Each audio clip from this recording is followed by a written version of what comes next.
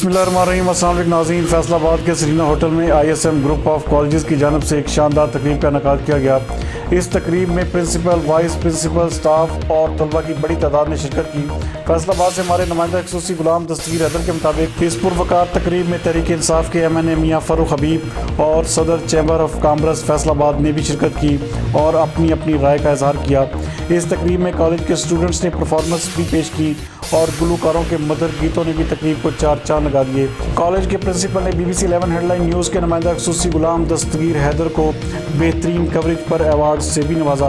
मजीद इस हवाले से देखते हैं ये रिपोर्ट। सामने मैं समझता हूँ कि मैं वो अल्फाज तो नहीं कह सकता जो इनकी शख्सियत या जिस तरह ये कह सकते हैं। मैं सिर्फ आपको एक दो बातें कहूँगा, चूँकि आप खुद एक इल्म का समुंदर हैं और आज जिस कॉलेज के हवाले से यहाँ बैठे हैं, आप खुद कानून हैं। कुरान क्लासेस का इनेकाद किया जाता है। रबीउल अव्वल जो कि अभी जारी व सारी है, रबीउल अव्वल का खूबसूरत सा, प्यारा सा, मीठा मीठा यह महीना हमारे ऊपर साया फिगल है।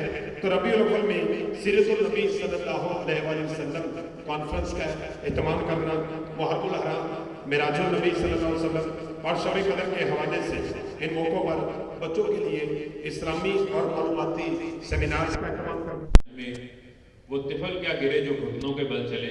तो अगर हम कोशिश ही नहीं करेंगे तो हम बड़े आदमी भी नहीं बन सकते, अजीम आदमी भी नहीं बन सकते।